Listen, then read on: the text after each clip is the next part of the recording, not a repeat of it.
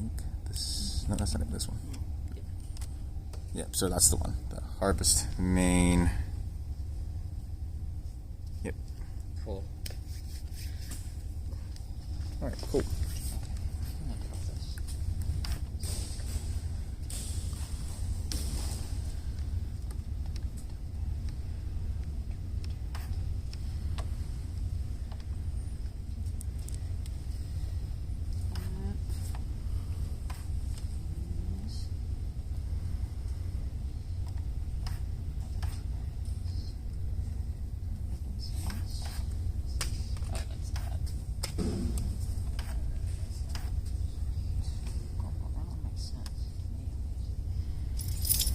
Okay.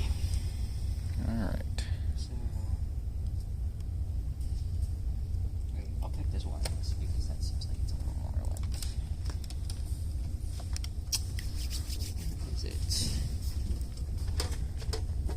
Is it one of these? It's that one. It's this one? Mhm. Okay. The batteries in here? Yep. Sweet. I think the PA is on. It's always easiest to like do this with a. You want me to put this up? No, not yet. Yeah. Oh, here, Oh, yeah. duh. I'm just being dumb.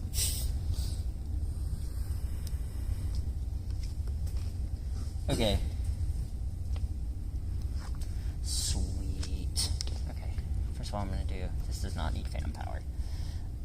Okay. So, starting off, before I do anything, is when I'm having someone talk,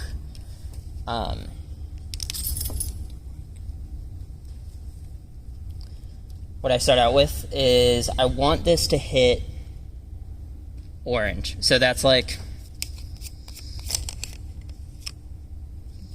Yeah, it might be that one. ooh, there's a lot of, that's weird. Okay.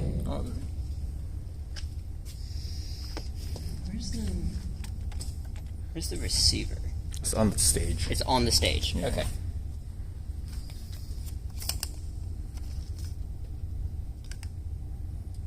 That's right. I want to go look at the receiver real quick. Okay. So.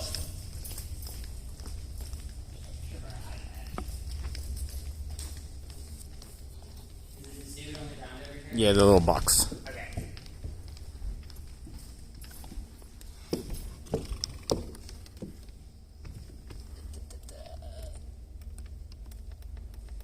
That's all the way. Okay. Okay. That's all we start with that. So, this time I start with like making sure all this is it's the right way. So far it is. Turn that to just all the way up or whatever works, leaving this at 0, and then using the preamp gain on the console itself to kind of go from there. So, I select the channel, have someone talking, and so the first thing I do is making sure this is hitting, when I'm speaking, go a little higher. How that's that's pretty good. So I want this, when I'm peaking, to hit right around orange, which is around -18. This is pretty good, because I'm assuming when you guys use this, it's just someone by themselves talking. Yeah, okay, so I start out with that, make sure that's set the right way, get the level in the fader. Next thing I go to is low cut. So just do that. I kind of set this, depends on the voice more than anything. But normally for like a male, somewhere in here, like 140-ish. Again, I kind of just listen to see what works the best. So I kind of do that, make sure it's going to the stereo bus. And then from there, I'm kind of listening here to see what I want for EQ. Okay, so with this EQ, I'm going to start from scratch and kind of show you what I...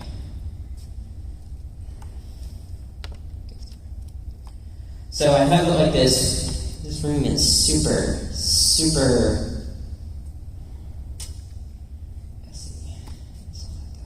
Okay. So, setting up game staging, biggest thing, getting that right, and then I will go through EQ. So with EQ, I scoop way more than I boost, and when I cut anything, I do at least a 3dB cut, because that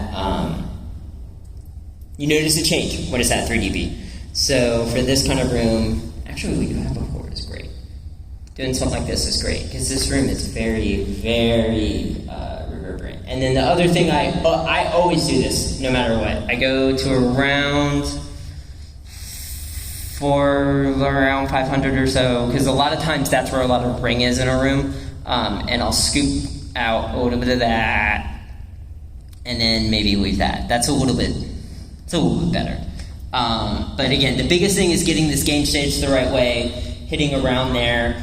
So normally for that, it's somewhere between Unity, which would be about 12 o'clock, and I don't go higher than like here.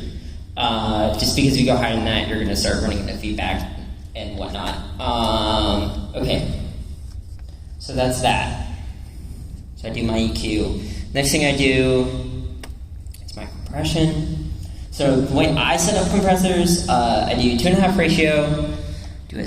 When it's just someone talking, I do a super quick attack. Hold somewhere around there.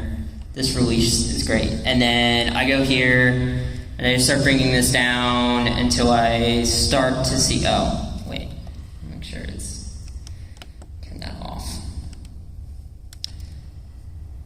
Go like this. So I start to like see something. And then what I do, so I have the 2.5 ratio. So I want my output gain to be 2.5. And then if I'm going to use this key filter, the way I use the key filter is I will go in and set this at about 88 hertz or so, just because that's kind of getting rid of rumble. And then I put this to a low cut. And basically what that is doing is it's cutting out 88 hertz and below to the compressor, so you're just mostly getting voice. I don't use the key filter that much. Yeah, I'm probably not talking as loud as someone would be talking when they're announcing, but I feel more comfortable when I start yelling and whatever. But yeah, so there's that, and then the next thing, so we have all that. And then are you guys sending this to the P16? Yeah. You are? Okay. It's in a mix bus. It's in a mix bus. Okay, sweet. Oh, yeah, I see right here. Cool. How are you sending that? Post? No, not post. Post EQ. Okay, cool. Post EQ is fine. I normally do pre-fader. I do not remember what the difference is between post EQ and pre-fader, but I normally do pre-fader, and then let me see what mix bus is that. 6. What is that? Dude.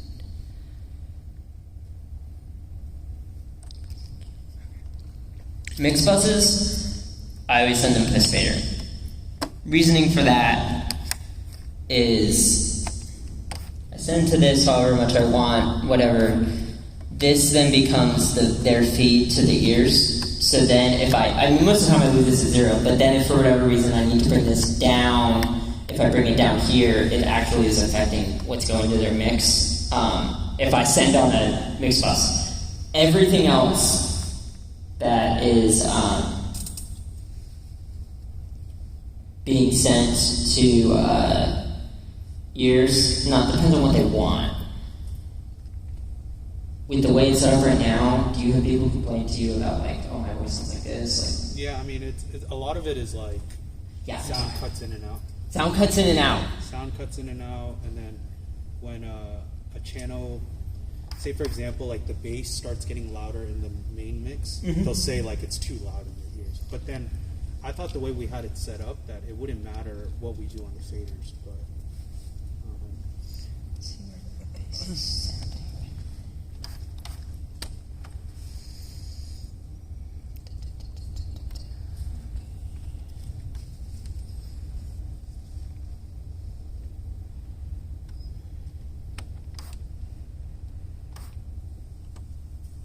Okay.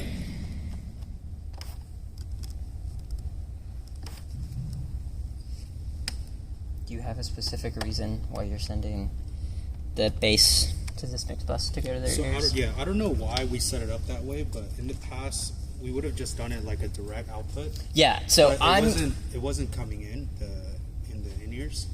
Really? Yeah, I don't know why. And so the only solution we found, which probably isn't even the right solution, I put it into a separate mix bus and then it started to come out. Okay, so normally what I do for instruments is I do direct out, and then I do the in-low cut.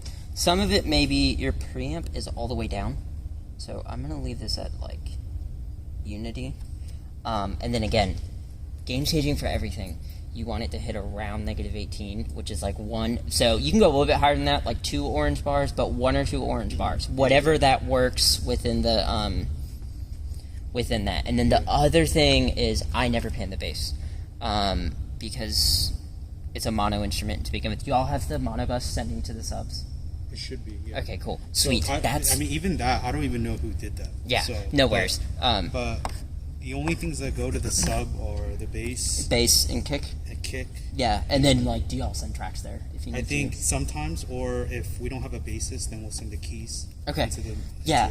Sending it on the monobus is great. That's what I do. Yeah. That's 100% the way to go. And then But yeah, for some reason, whenever we switched it to direct output, it just didn't want to. it just didn't want to go. So that was the only reason why we put it. That's I why th- on that mix bus, there's only. I think it might be that.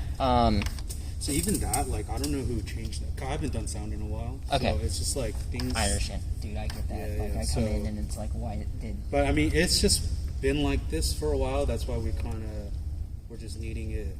Changed. Yeah, change. But then I think ideally, in an ideal world, we just want to kind of like set it and forget it. Yeah, I get We what have you mean. We have the same like kind of personnel, and our sound isn't really changing week That to much. week. Yeah. So I think if we can just get an ideal setup and then just kind of save the scene, and then go from there, that'd be great. Okay. So even the bass thing, if it gets, we could just put it on a direct output and not have it on a mix bus. The mix bus was just like a ghetto solution. It was the only thing that worked. I got you. Yeah. Let's bring that down because y'all aren't using that. This is not in Phantom. So those 57s are dynamic, so you don't need to send Phantom power to them. Phantom power is exclusively for condenser, so your overheads will need Phantom, but that's pretty much it. Okay.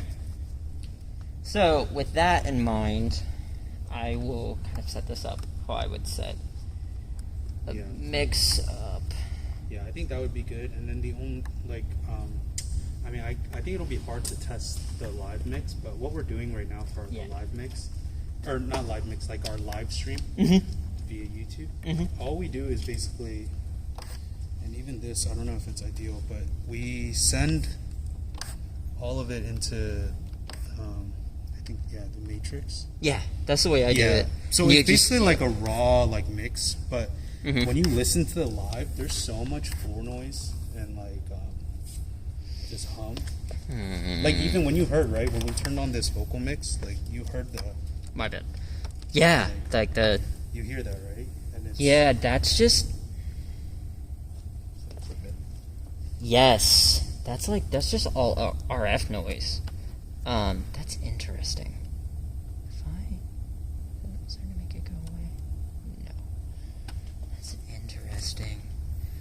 Where are those receivers? I guess it's this one. Yeah, they're all wired. They're all wired. Yeah, they're all That's wired. interesting. Yeah. If they're all wired, It looks like it's that one right now. But Oh, that's part of the reason why. If you don't have your preamp all the way up. So, okay, same thing. Yeah, so I'm going to leave these, I'm going to start y'all with these at Unity, and then I'll kind of put, so, same thing. With a vocal compressor, I will do something like this. I'm going to take a little bit. So, one second. Make sure T-filter's going on. Yeah. Same thing.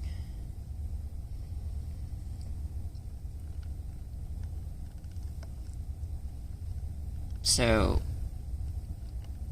do you guys know, like, tag on a compressor, hold on a compressor, release, what it all is doing? Okay, so we just copied the basic setting, the whatever else. So with a compressor, threshold is when your compressor. So I'll show you with this to kind of make it like really obvious. So with this, it's starting to feed. Okay. Get rid of that. With this, the compressor, so your threshold. Bring that back. Okay. With the threshold, this is because I'm overcompressing also. And I'm sure it's also because, yeah.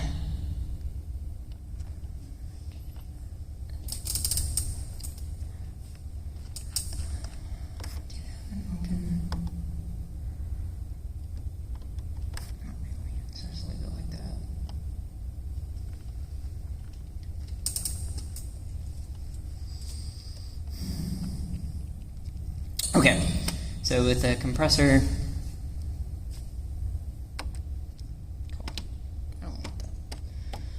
cool. Okay, so with a compressor, the way I use them, so your threshold is where you actually want the compressor to start compressing.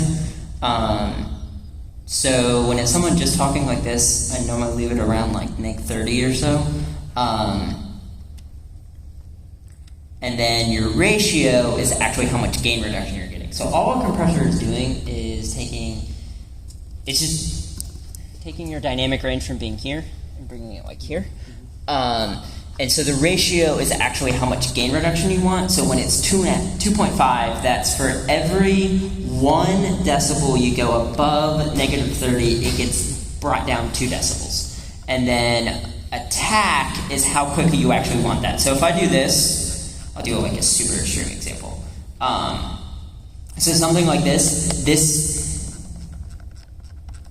these are in the way it's set up, can't do super extreme.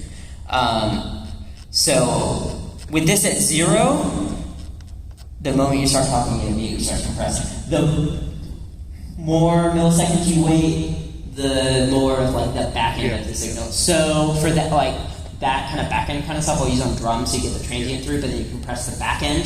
And then the hold is how long you actually have the compressor holding. And then the release is how long it takes to release. I kind of play with these to kind of see. The biggest thing I look for is I kind of don't, when I stop talking, I kind of just want it to stop compressing.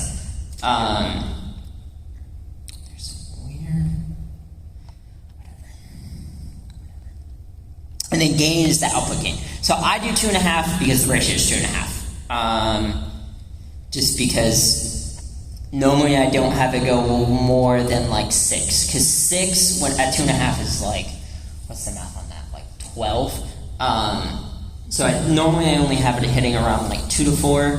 And then for vocals, the way I set it up is at negative 18, still 2.5. All any vocal mics or anything like that, I don't go above 2.5. And then I kind of do a little bit of a longer attack to, again, let the transient come through and then compress a little bit more at the back end. And then I do a pretty quick hold, something like this, and then same thing, about 2.5 gain. So there's a cheat with this. So with your preamp, you know, I don't go above like here. So if for whatever reason you're hitting like here and you're still not hitting around negative 18 there, the reason with the negative 18 is when you do the direct outs, that's a hot enough signal that go to their P16 so where it'll still be loud, because that's about unity for this console, as in unity gain, and then you'll just need to bring down your faders as a result, which is fine. But there's a cheat for this where if you're like here, it's not where it's supposed to be. If you take this and just keep bringing this up, I'll keep getting louder and louder because this is just an output gain. So sometimes what I'll do is if this isn't enough here, I'll take the output gain to kind of make up for it, just to give yourself more volume more than anything. Yeah. Without having to adjust the fader. Yeah, exactly. Just the fader, and then also the preamp itself too, just because in live, you don't want to go too much because then it's like you're just setting yourself up to feedback. Cool. And then same thing with this. So I just leave everything at noon, and then I either go down a little bit or up a little bit based off of what you need. Other thing I'm gonna do with this guy.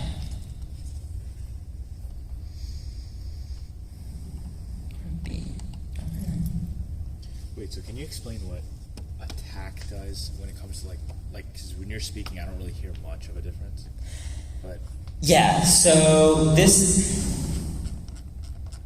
It's really more obvious with like instruments than anything else. With voice, not as much. Gotcha. I can do a little bit more to see. So, okay, when we have 0 like this, see how the moment I start talking, it's already like reducing, gain reduction. And so, and I'll just do like a super extreme example. Okay. So when I do it like this, there's you get a little more out of it versus just kind of that thing. It's not super noticeable in voice, but when you hear it with an instrument, you'll see. And and like the biggest thing that is super important with attack time is drums. Most everything else I'm not doing more than like a 10 or 15 millisecond attack, just because if I'm putting compression on it, I kind of want the compression to always be working. Okay. Let me pull this back out. So, like for an acoustic guitar, yeah, this is what I would do. I can't remember, I think it's logarithmic that has like a little bit quicker. The only thing I might change is do something like this, and I might bring the attack down a little bit more. And then the other thing to always make sure it's on peak and not RMS. RMS is, I don't remember, it's like root. It's root mean square. So basically, the RMS is when you set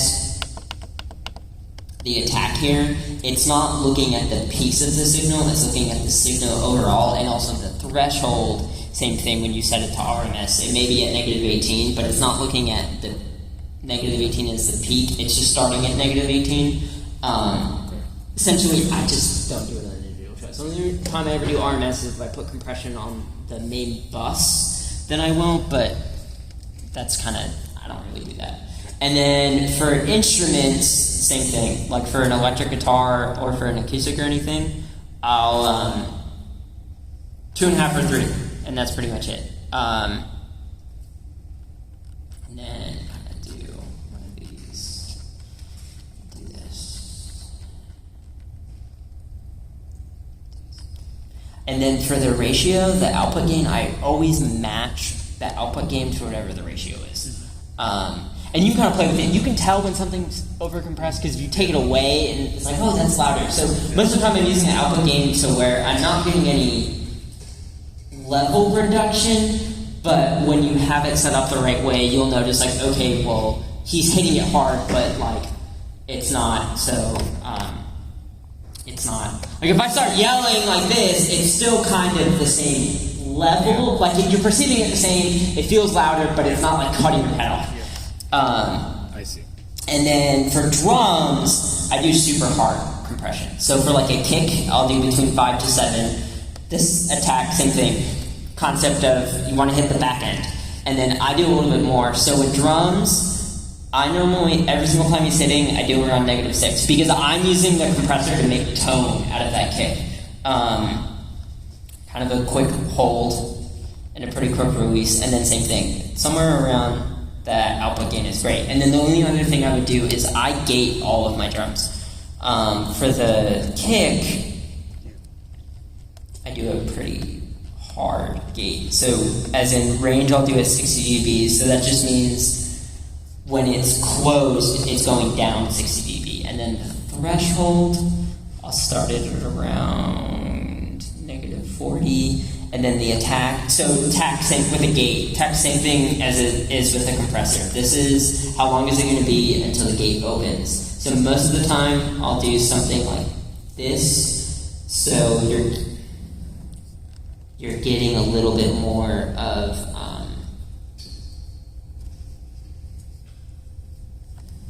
trying to like explain. Same thing with gate. I'm using that for tone, and then the hold.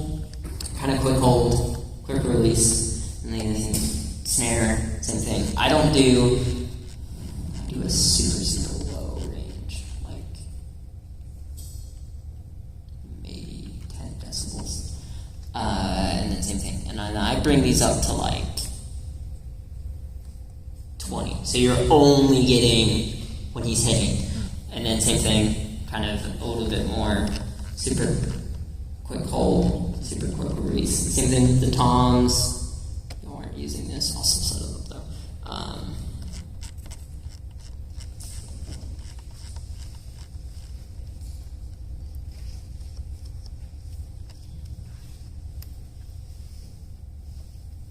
Toms I might do a little bit less, like around 30 or so, because there's some.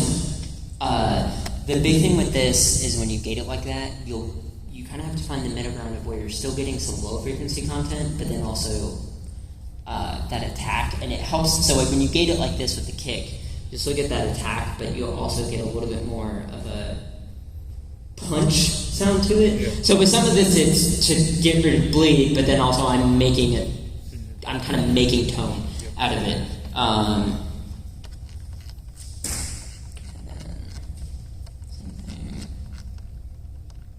These holds for the toms I'll do a little bit longer, because if you do them shorter, it won't sound natural when you hear it. Some of these you will have to play with if you have people on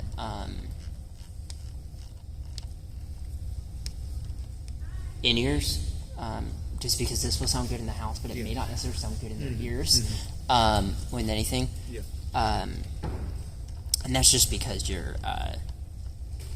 these are super extreme examples for like what you want to do, but it works really well for out here. But then no, you're good.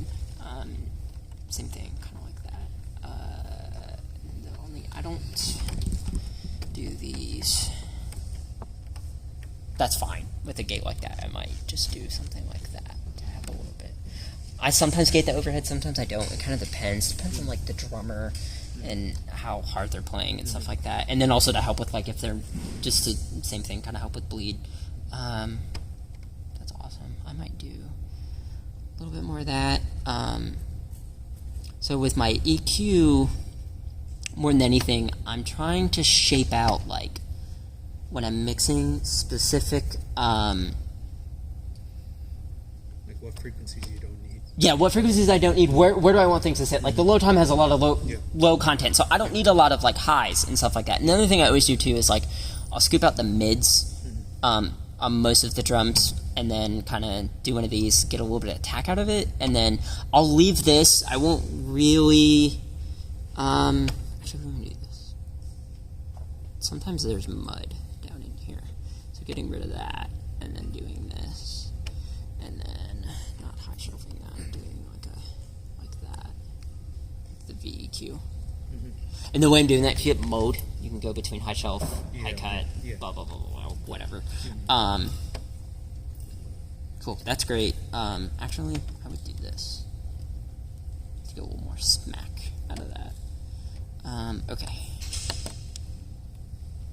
This, I'm gonna do this. I'm gonna locate this to like here. I always low cut most things around like 20 or 30, so you're not getting a lot of rumble. It's always basketball noise in here, like it just doesn't sound nice. And then up in here, somewhere like that, maybe I'll actually... Yeah, so like getting rid of that would be great on like most vocals. Yeah. It seems like that's where most of the problems are. Okay. Yeah, and then I feel like that's what's leaking into the live stream, Mm-hmm. especially when there's like preaching or announcements. There's always the rumble and the ground noise. Yeah. So there's a lot of ways to do that. And then the other thing I'm going to do, I can start with that.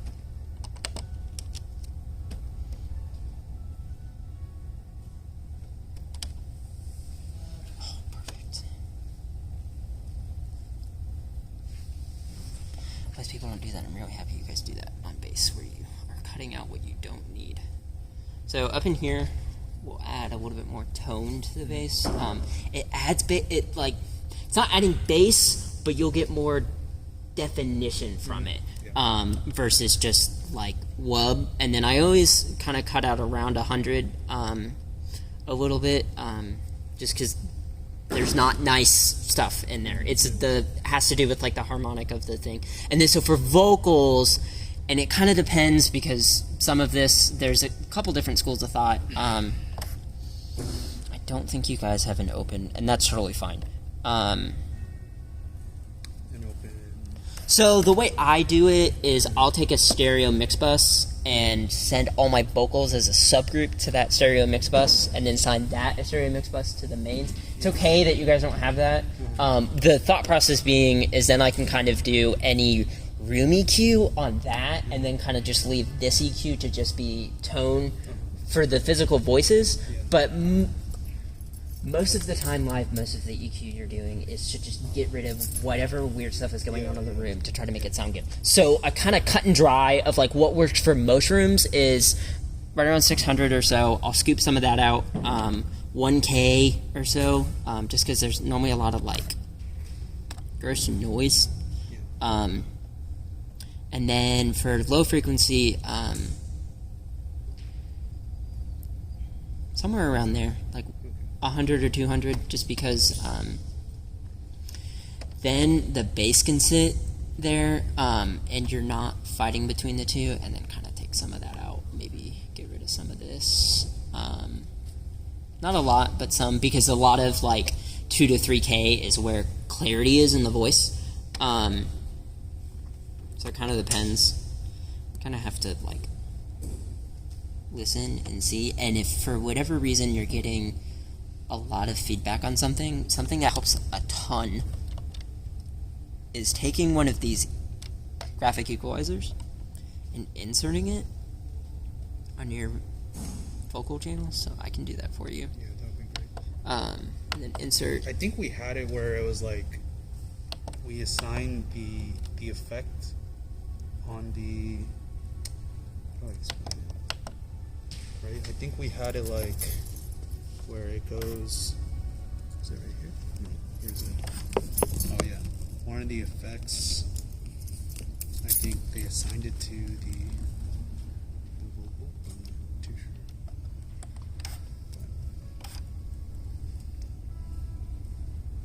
That limiter. Okay.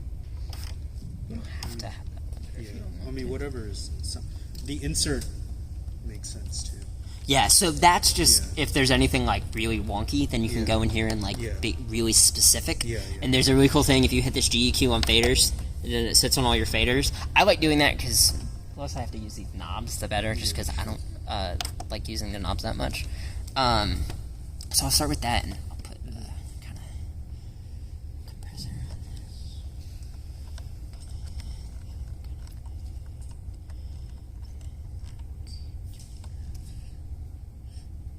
And all this is just a good this is a good starting point. Yeah, yeah. Doesn't necessarily mean that's where you want to keep it, but it's a good starting it. And then the other thing with your faders, you want to make it look like on your mix that like the vocals are supposed to sit on top. Yep. Exactly. So like normally I leave all the vocals like somewhere around 0. I don't mix off of DCAs. You can mix off of DCAs. That's fine. It's whatever you want to do. Yeah. I've been told if you leave the DCAs at 0 and mix off of here, it's supposed to sound clearer. I think that's just a mental thing that somebody told me, Yeah, so now yeah, I just I can- think that way. I don't really think we mixed off DCAs either. I think we just Control If we need from to here. boost Yeah, all 4 or whatever, like yeah. boost all the vocals, and we just push the fader on that, but I don't know. Yeah, and then that all works. That's fine. I never EQ tracks just because there's not really a lot going on. Oh, the electric. That was the other thing I was going to do. No, you're good. Do that. So when he plays solos and stuff, it'll cut through. And besides that, and then I cut that out just because sometimes it sounds gross to me. Yeah. No. But that's pretty much it. That's kind of like a cut or dry. If I'm Yeah, going no, somewhere, yeah, that's where I'm gonna start. And then so for the live stream, so we push it out of right here. Yeah. 3 and 4. Okay. So it's just taking the like basically the overall mix we have Yeah. is. I can show you. And the only other way to actually mix that we need another like DAW, right, to go toward the live stream. So for the live stream, Because it just sounds so raw, which is I think it's fine for our church. Yeah. That's So what we told to our pastor, but I mean, of course. If do you there's guys have always- people in here and then also like going to the live stream kind of thing, or is it What do you mean? So on Sunday morning, are there people in here? Yeah. So there's like people here, and then there's people that don't come out, so they tune into live stream. Okay, yeah. So I get what you're saying now. You basically just want like a separate, being able to have a separate mix. Well, we don't need to, but because from my understanding is we can't make the mix better for the live stream just from here. Because we would need another. You can and you can't. Yeah. We would need another mixer or another like. Yeah, so another- there's like a bunch of people that have the school of thought of if you're going to have a live stream, you need to have a dedicated mixer for it. Yeah. I have, where I'm at now, we have that. I've been at other places where that hasn't happened. And I have a bus that's just a stereo bus where I send the live stream, and and if you can do it on the Matrix, even. So what basically I do is I put a compressor on there, and then just kind of, I have 4-to-1, something like this. Because I think the thing is on the live stream, there's some channels that overpower. Like say for example when like worship is going on, the music, like there'll be certain things that overpower, and I think it's like we were not able to mix it well enough here that it's like people who tune in, they just kind of like have to like deal with it. Yeah. So or like sometimes like the pastor's voice isn't that loud. Yeah, it's so it's like those little things like that. So the thing is with that, when you're running a live stream like this, the way I do it is, if let's just say this is the pastor's voice, I leave this at 0, kind of wherever I want it, and then I bring the main fader down until it's like kind of to where you just. So the thought process is when it's one person talking, the way you do it is. You want the PA. You want it to make it not feel like they're coming from the PA. You want it to make it feel like they're talking to you, but you can still hear them. Yeah. So, and especially considering you're just sending the your main left-right mix to a matrix, I just bring down the main fader to where, see, that's where it gets complicated. That's where it gets complicated because and and then we have the mix bus. So I think all of this goes to the stream. Okay. And so just the live, this one right here. I believe so. Yep, Yeah, that's right. Yeah. Okay. So like I think we just adjust the faders off of that. Yeah, that's fine. But then So most of the time I do that, but the like. It's like all. Yeah. No, you're okay. How are y'all? Was that 9? Oh, pre-fader. Sweet. That's the way to do it. That's honestly the easiest way to do it. And then you just kind of leave it there. Same thing. Might do like a couple more keys. Something like that. Thought process being in your. This is like the loudest thing. Well, this is the pastor's mic. This I one, got you. So, actually, if you could make these like identical, that's probably good. Because he also, when he preaches, like it's soft, but then like it's good with compressor because he does get loud at certain points. So we don't want it to like overpower, especially on the live stream as well. So Yeah, I gotcha. I think like the way you compress it on the wireless mic is probably ideal. Yeah, so, and I've kind of, a couple people have taught me that, and the nice thing with that is it's the middle ground of you're still getting compression, but it also doesn't feel like you're squashing their voice too much. Right. Cool, that'll work. Are there any other, is there like anything else like super specific that you have questions I don't know. about? I mean, I think just like,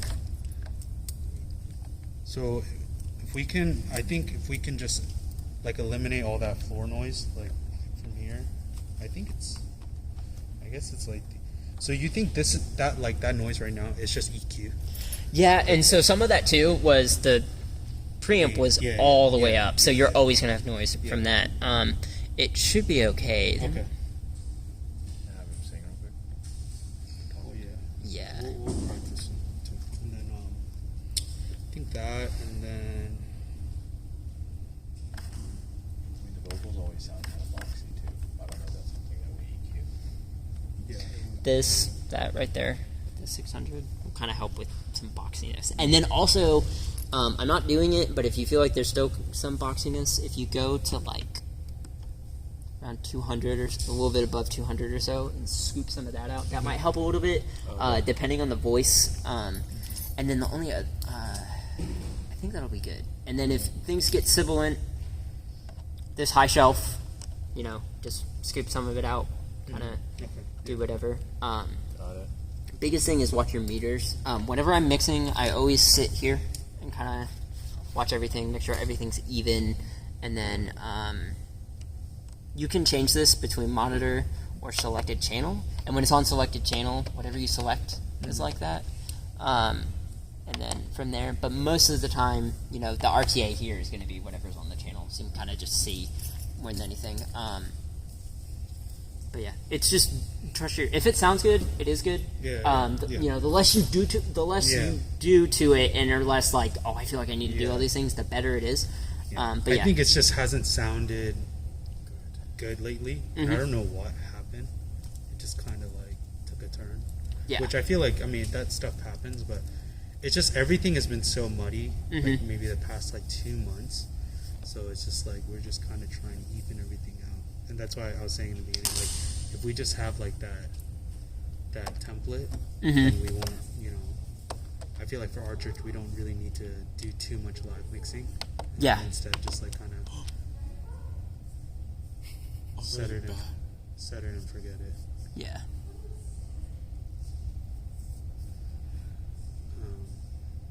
Yeah. I mean, I think that's all I know. I mean, is there anything that Kind of, do you know how to like route stuff from the, like if we wanted to add a mic or like That's just we just go like to wherever we are, and then you just configure it. So this is where the Yeah, and I noticed that y'all had that where it's like it's not necessarily coming in on that. yeah, but I think it's because we just like flopped it around That's so fine. much. But yeah. And then, did you switch that bass back to direct? Yes. Okay, so let's Whatever. see. I don't Hopefully remember. that works. Yeah. So yeah, I mean, like I said before, it was just like that, but I don't know. But yeah, I always set it to post pre-faders too. For most. But For most buses, I always just do post just because Yeah. then you can bring the bus down. Yeah. I always do in low cut just because there are things I'm doing in the house that aren't going to sound good in their ears, but if they're using P16s, they have a sweepable EQ. Yeah. So, they can do something to it if they want to. And if there's other problems, then you can get into like whatever else. Cool. Sweet. That's all.